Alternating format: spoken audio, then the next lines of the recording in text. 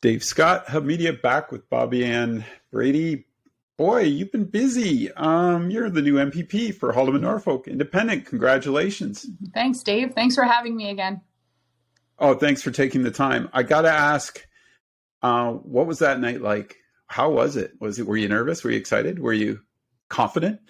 Well, I was confident all day Thursday, and then the numbers started to roll in, and I got a call, to say, come on in. I think this is good. Somebody had already called it. I'm not sure where they saw that, but they had already called it. And then I got halfway to the campaign office, and I get another call saying, we don't have results from the advanced poll yet, and now we're a bit nervous. And so I went from, celebrating inside my body to, oh my goodness.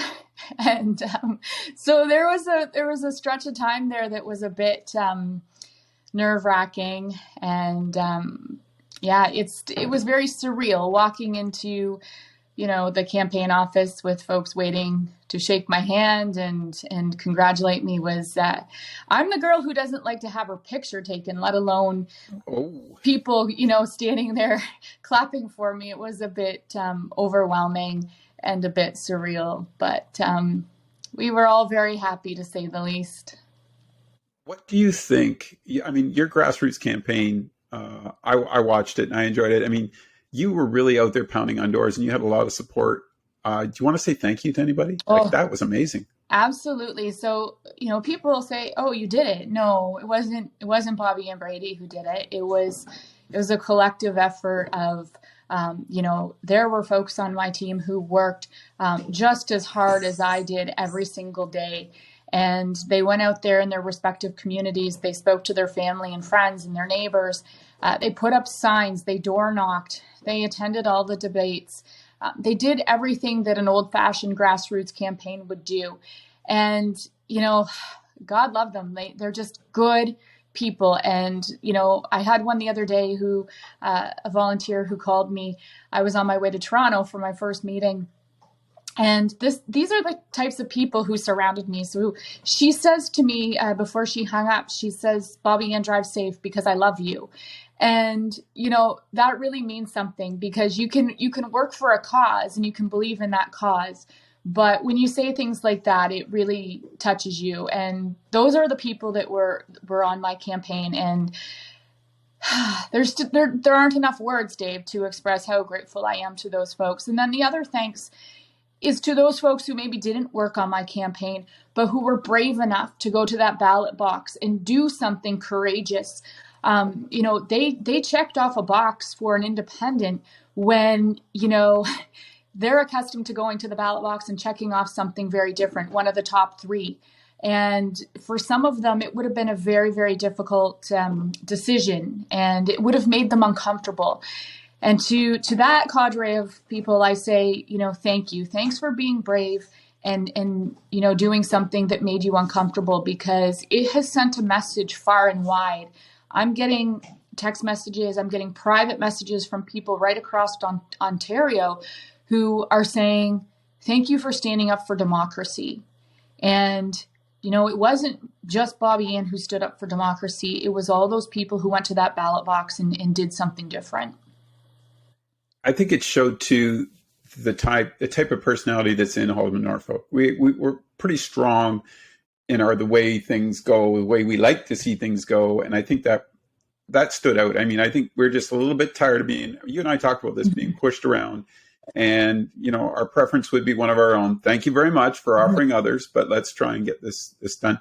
I got to ask, were you surprised at the PC majority in the rest of the province? I don't think I was surprised at the majority. As the campaign came to a close, it became very apparent to me that in many ridings, and I've got contacts right across Ontario, so it became apparent that there were folks who were voting for their local candidate, not for the party, but because they liked their local Conservative candidate. And that's a good thing, right? If you have a good Conservative candidate, put your support behind them. And there are a lot of good folks who were elected in this election, and I look forward to working with them. But it certainly wasn't because of the leadership. Doug Ford was basically, the lesser of the three evils, is what people said to me. And so it's, a lot of times we see governments voted out. A person voted out. We saw that with Kathleen Wynne. With Doug Ford, it's kind of the reverse. He got voted in because he was really the only choice people felt was appropriate moving forward. Not that they were real comfortable in that choice, but they felt that it was the better of the three. I don't want to jump too far ahead, but I do want to ask, in 4 years' time, do you think you're going to get a lot of people coming to you asking for advice to run as independents outside, other provincial areas? Because the impact that you're making, it must lead to some doubt in some other places saying, we should have an independent. I think that might be part of your journey now. I'm hearing this. So there's been folks who have reached out to me already who have said, I'm running for this, I'm running for that. And how can, what advice do you have for me? I do hope that it lasts that long, to be honest, Dave, because I don't think that we're going to see a cleanup of this kind of toxicity. I don't think we're going to see that cleaned up real fast. I mean, it's going to take a while. And I think that we're going to need to challenge that in the coming years. And there was a Facebook comment last night in response to, I did a piece on the Andrew Lawton show, and someone said, I really hope that your message gives hope to those folks who want to challenge the main political parties, and that you give a voice to independents. So, I can't, foresee really what's going to happen, but my hope is that it gives folks hope and courage to put their name forward. And, you may not win, but you send a message and you stand up for what you believe in. And that's never, ever a bad thing. I mean, I was told when I started that I would be an embarrassment, that I would only get 5% of the vote. And I said, so be it, right? Call me every single day and tell me that I'm only going to get 5% of the vote, because I'll prove you wrong. And we did. And that's not always going to happen. But don't let the big guy tell you you're going to be an embarrassment or that you can't do it. Set your mind to it. Stay true to who you are. Stick to those small town, rural principles, and, you can be fine. With all the stuff that's gone on in the country in the last 2 years, what I liked about your approach was you did it within the guidelines of democracy.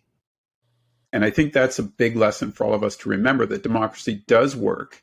It's just that you've got to get out and vote. You've got to participate in it. And I think that was refreshing from my point of view. It's like, see, democracy does work. Mm-hmm. You can still beat the big guy. You can still have your say and have your day. And I got to, I think that was, to me, that sends a great message to our kids, the younger generations, that, yeah, this system works. We just got to make sure we stick to it.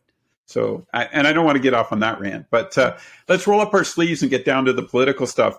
A couple minutes on Nanticoke Industrial Park. I mean, with what's going on there, maybe you can explain it in a little more detail to the folks, because what I was looking at was, couldn't they use a ministry zoning order? Couldn't it be getting into the judicial system? Because I don't think people understand. You and I have sort of talked about this, and maybe I'm not framing it great, but there's a proposal to put a lot of homes out in the industrial park, and it doesn't make a lot of sense.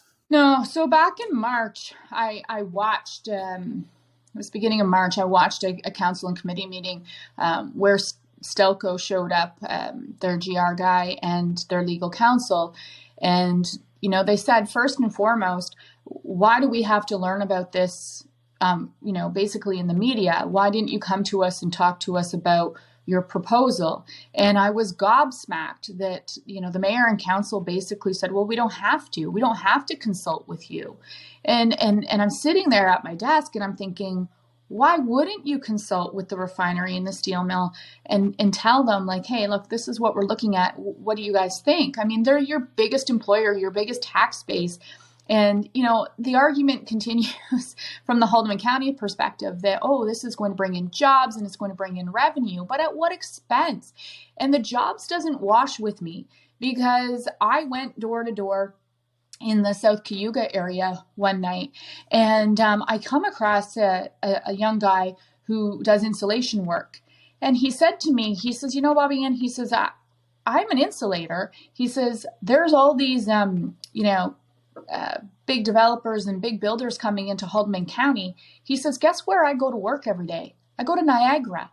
He goes, I'm not insulating houses in Haldeman County. He says, because those guys bring in their own help from the Hamilton area or the GTA. And he says, I don't get any work in Haldeman County. I have to get in my car and drive, over an hour to work when I could be working 5 minutes down the road. So this whole idea that they're convincing people that there's going to be 11,000 jobs, I don't believe it. Not for 2 seconds. I am a bit concerned because I was also told that Haldeman County had swapped out land at Townsend. We know that Townsend's already set up with the infrastructure, the appropriate infrastructure. It was supposed to be a city, and we know how it sits now. And I'm told that there's acreage swapped out at Townsend for elsewhere in Haldeman County. And I really scratch my head on that because I look at other areas of Haldeman County where it may have been swapped out for, and those areas are bursting at the seams, right? Caledonia is bursting. When we were door knocking in Caledonia, people said to me, I'm really concerned about the idea that Caledonia is going to triple in size. We moved here, they would tell me. We moved here because it had a special feel to it. We weren't in the city, but we still, had access to Hamilton. And now we feel like we're in the city again. So there's people who are worried about that. Getting back to the ministerial zoning order, in order to accelerate the building of that development, they require a ministerial zoning order. And ministerial zoning orders, MZOs for short, are typically reserved for needs. So a hospital, a long-term care home, a school, they're not put in place in order to build subdivisions. And the current government has issued an unprecedented number of MZOs over the past few years, and people are very concerned about that. So this is one that I am going to fight tooth and nail. I have good relationships with cabinet ministers at Queen's Park. We don't know who is going to be shuffled where in the next few weeks. But it is one thing that I am, as soon as I know who the Minister of Municipal Affairs and Housing is, I will be going and knocking on their door and having a conversation with them about this MZO. We have to fight this because 40,000 people, to the Nanticoke Industrial Park is not a good idea. And, I've had people say, well, are you against development? Of course I'm not against development, but development has to be moderate and it has to be responsible.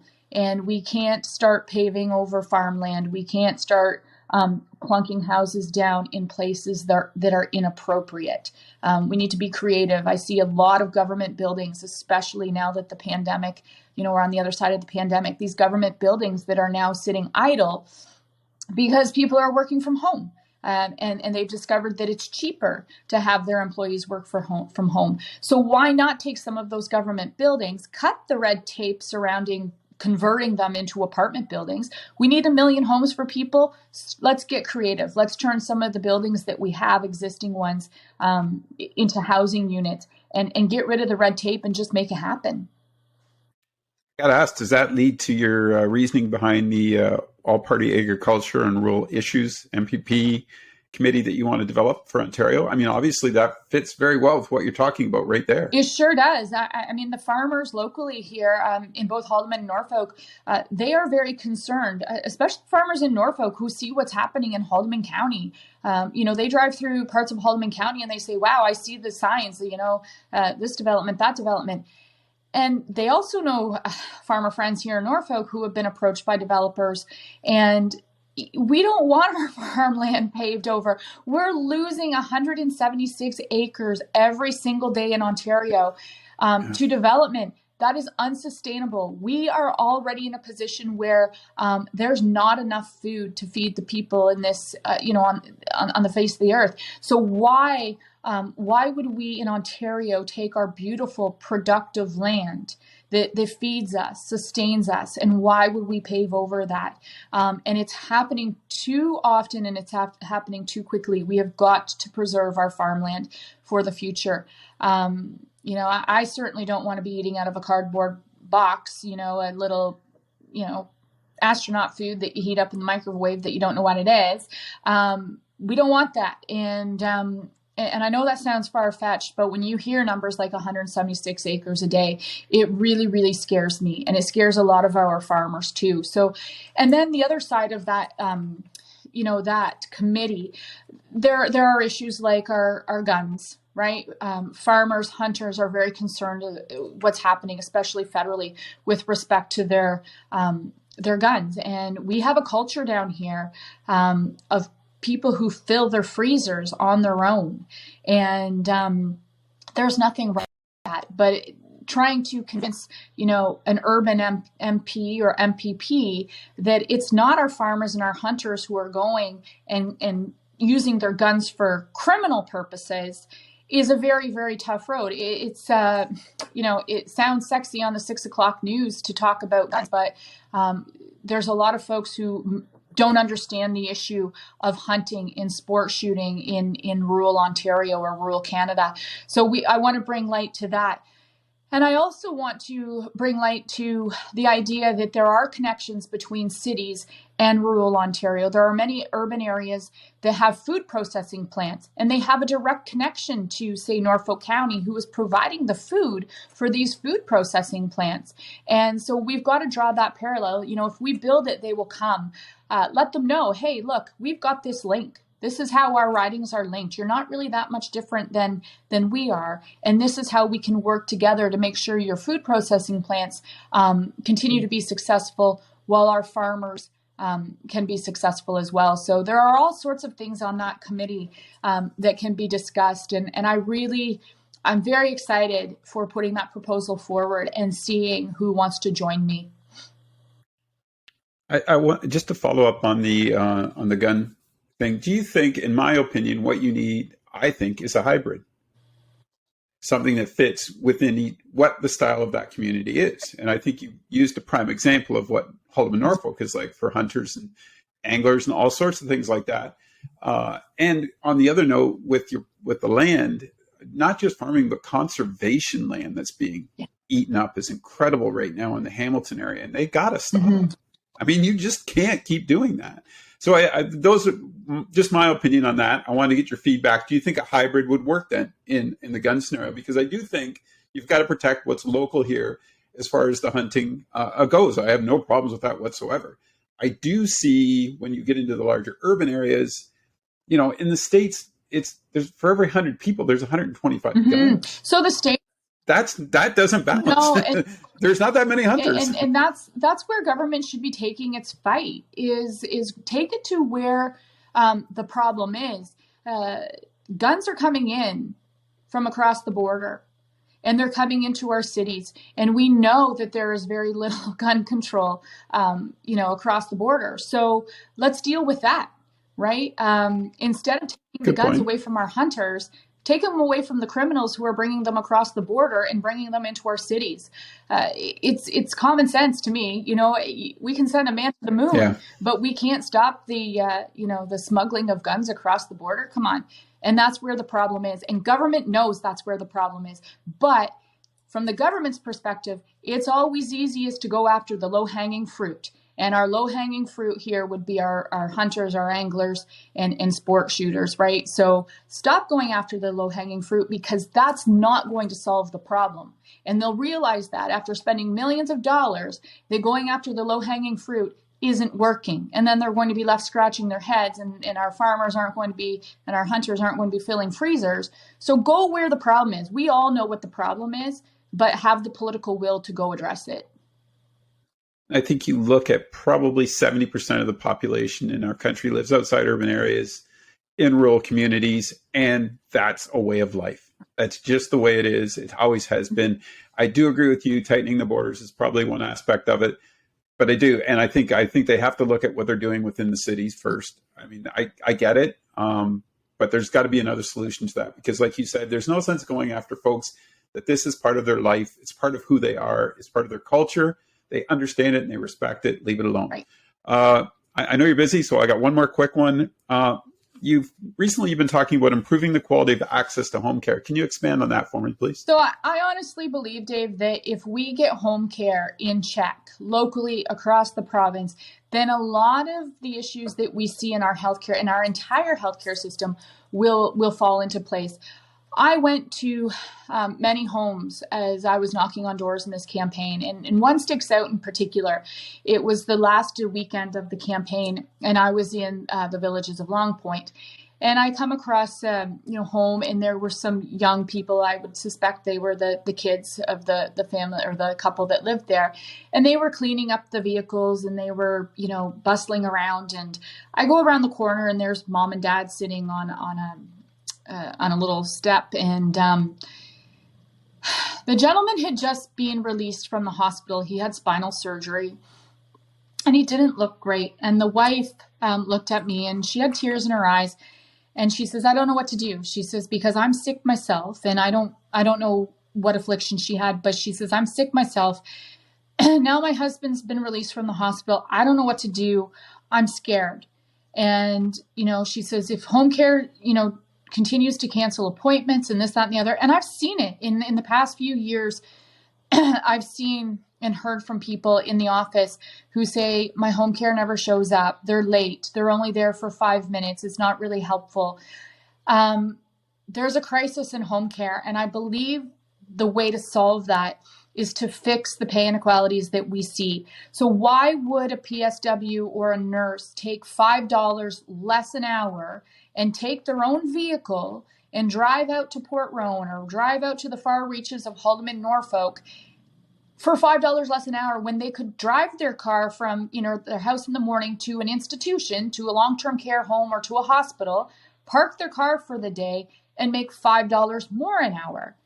I mean, there's just no common sense there. So if we want to fix home care, then create the incentives for, PSWs and nurses to get into that home care system by paying them the same as what they're making in similar jobs elsewhere. And I think that if we can do that, if we fix that one problem, we will see ALC beds, for example, alternative level care beds in hospitals. People won't be filling those beds because now they'll be looked after in their home where they're most comfortable. And it really, really upsets me. We hear governments and we hear people all the time, well, seniors are more comfortable in their homes. Well, of course they are. I put out a news release saying that at the beginning of the campaign. But they're not comfortable if they're not being looked after appropriately. So we need to fix that. And we have an aging population here in Haldimand, Norfolk. And that home care issue, if we don't fix it soon, is only going to be exacerbated. So it's something I'm very passionate about. There's a few folks that I want to sit down with in the near future and talk about how we can make that better. And one of the key components to that as well, that goes hand in hand with that is doing some physician recruitment in the area. And I know that there's some folks who are working on that, and I want to join them. We've got to really aggressively tackle some of the healthcare issues in Haldimand, Norfolk, because we do have the aging population. And I think too, a lot of the PSWs, the home care workers, they're just overworked. Mm-hmm. There's not enough. Like you can't expect them to go 24/7. So they get sick too. Usually it's the person taking care of the people that get sick as well. And I think that's the other component that we keep forgetting about, especially like you said, aging population. We've got to do better to maintain some form of home care service that's provided. And I know there's a lot more independents coming out. I've seen that. It's a growth industry for sure. And our health videos, the amount of people that follow and watch them is incredible because we're all concerned as we age. Anything else you want to throw in this time around? I mean, great interview. Yeah, Thanks. no, I would just say, following up on what you said, that, your health interviews, one of the things I think that government should look at as well is, I think you have Barb on once in a while, and yeah. What is wrong with the government creating a tax credit for folks who want to look after themselves in a more holistic manner? And so they take supplements. A lot of those supplements are quite pricey, and there's people who can't afford to take them. But if we gave them a tax credit and help them pay for some of those things like vitamin D, C, zinc, all those things that we know especially help the aging population. If we gave them a tax credit, maybe they'd be more inclined to, take those supplements and improve their health a bit. It doesn't hurt, right? It's not going to fix everything, but it doesn't hurt, and it builds the immune system. So I want to work on things like that too. So if Barb watches this, or any, Barb watches, yeah, yeah. Barb, Marie, all those guys that do all the great stuff. Lori, I mean, it's great because their input, people they need to learn, and this is an educational process. I always felt that there should be a tax credit because now everybody has a Fitbit. Yeah. You should be able to send that to the government and get a tax credit for doing exercise. That's the biggest problem is people just do not get out and walk and run and kickbox and, do all the things that's important, because if you don't use it, you're going to lose it, folks. So get out there and do those things. And now we're getting into a rant on health. Why do we go down these roads? I'll just say that sometimes I wonder if they really want us to be healthy. We have a little bit of it's not a joke. It's, one of those things, funny, not funny, is that it's not the Ministry of Health. It's the Ministry of Sickness. And we see things that don't make sense, right? And we've got to fix those things, and we've got to teach people, this is how you can be healthier, and give them the incentives to go out there and make that happen.